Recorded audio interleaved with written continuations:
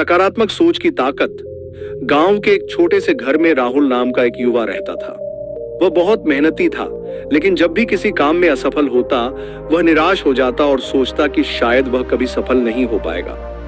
उसकी यह नकारात्मक सोच उसे हर बार पीछे धकेल देती थी। राहुल का सपना था कि वह एक बड़ा व्यवसायी बने और अपने माता पिता को अच्छा जीवन दे। लेकिन जब भी वह कोई छोटा व्यापार शुरू करता, किसी न किसी कारणवश असफल हो जाता। एक बार उसने दूध बेचने का काम शुरू किया, लेकिन मवेशियों की बीमारी के कारण उसे नुकसान हो गया। फिर उसने सब्जी बेचने का काम किया, लेकिन बाजार में प्रतिस्पर्धा अधिक थी और उसे घाटा सहना पड़ा। इन असफलताओं ने उसे अंदर से तोड़ दिया। एक दिन राहुल उदास होकर गांव के बाहर एक पेड़ के नीचे बैठा था। तभी गांव के बुजुर्ग रामदास जी वहां आए। वे समझ गए कि राहुल परेशान है। उन्होंने मुस्कुराते हुए पूछा, बेटा क्यों उदास बैठे हो?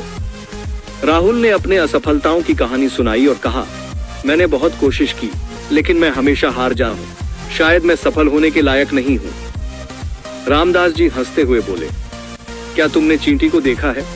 जब वह दीवार पर चढ़ती है तो बार बार गिरती है, लेकिन तब तक कोशिश करती रहती है जब तक अपनी मंजिल तक नहीं पहुंच जाती। रामदास जी ने कहा, तुम्हारी असफलता का कारण तुम्हारी मेहनत नहीं, बल्कि तुम्हारी सोच है। तुम हर बार नकारात्मक सोचते हो कि तुम असफल हो जाओगे। अगर तुम हर प्रयास के बाद सोचो कि अगली बार मैं जरूर सफल होऊंगा, तो तुम्हारी सोच ही तुम्हारी किस्मत बदल देगी। राहुल को रामदास जी की बातें समझ आ गईं। उसने ठान लिया कि अब वह भी नकारात्मक नहीं सोचेगा। इस बार उसने अपने गांव के मशहूर हस्तशिल्प हथकरघा का व्यापार शुरू किया और पूरे आत्मविश्वास से काम किया। जब उसे छोटी मोटी समस्याएं आईं, तो उसने हार मानने के बजाय समाधान ढूंढे। धीरे धीरे उसका व्यापार बढ़ने लगा। उसने ऑनलाइन प्लेटफॉर्म पर अपने उत्पाद बेचने शुरू किए और कुछ ही महीनों में अच्छा मुनाफा कमाने लगा। अब गांव के अन्य युवा भी उससे प्रेरित होकर व्यापार में रुचि लेने लगे। कुछ सालों बाद राहुल एक सफल व्यवसायी बन गया। जब भी कोई उससे उसकी सफलता का राज पूछता, तो वह मुस्कुराकर कहता, सफलता मेहनत से नहीं, सकारात्मक सोच से मिलती है।